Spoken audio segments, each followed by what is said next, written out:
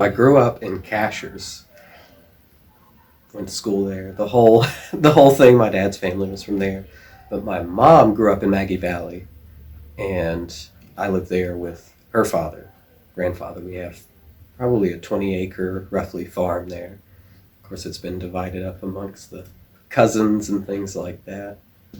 2019, I think, I moved over to Maggie Valley to help kind of look after him. He has dementia and some other health problems. So it's just peaceful, and I can go for a walk anytime I want to. That's one of my favorite things to do. After work, I'll go maybe to Lake Junaluska and walk around, or if it's on the weekend, I just go up into the pasture and walk, see the cows, random stray cats, turkeys, elk are always fun. Yeah, they're quite the characters. Yeah, they'll get into all sorts of trouble. I like to walk, take in nature, read on occasion. I'm a nerd. I read a lot of nonfiction books, art books, architecture, whatever floats my boat there. My brother has several dogs next door, so I like to go out and play with them or take them for a walk. It's getting about time to fish. I do fish on occasion, trout, bass, whatever I decide to do. Yeah, I like to travel when I can, just for a couple days. Savannah is one of my favorite places to go. Love Savannah. Visit the Telfair Museum or go find a nice restaurant or something like that. Yeah. Let's see if I can remember this. I think great-great-grandfather helped start a Methodist church in Maggie Valley. And that was kind of my earliest memories, is going to that Methodist church, Peachtree, as a little kid. And we didn't go every Sunday. It was like birthdays or holidays we would go. And I remember the minister there, Hal. He was an older gentleman. I think he's passed away since, but he was always a very kind of jovial, happy person. And then, I don't know, in my teen years, I guess, I started studying things on my own and getting a different idea of Christianity. And so I started leaning a little more high church. And the Catholic church in town there was a little, I would say, very much like we are, a little more kind of progressive and open and loving and very engaging with the community. And so that's how I got involved with that. And then when I moved over here and graduated from Western, I had been attending the campus ministry at Western.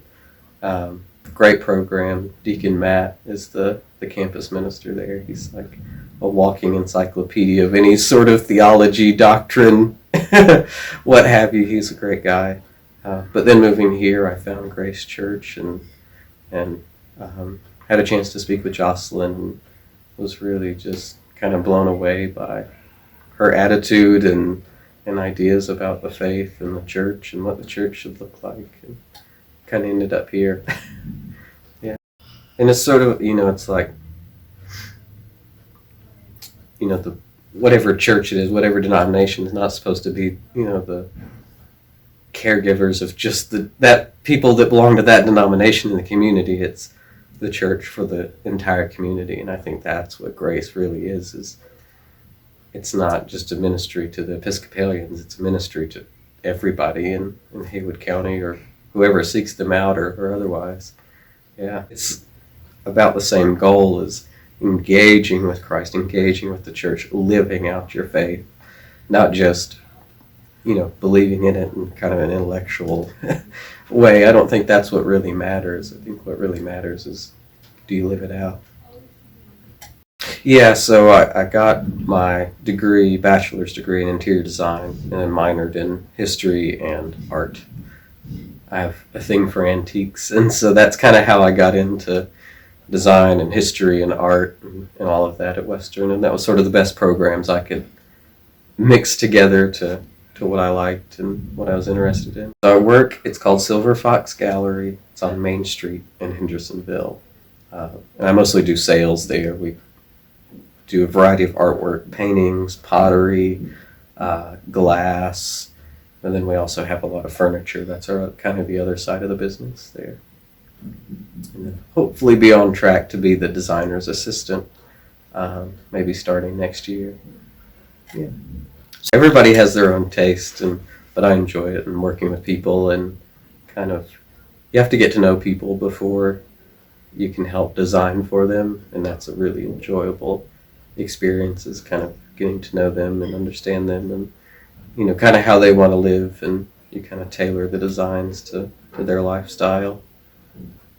When I can, I work a lot, and it's a long drive to Hendersonville, but I like to be involved where I can. So being a part of Tazay, being a part of the choir, that's just really awesome thing to do and be able to engage in different areas. So I very much like contemplative prayer and meditative prayer.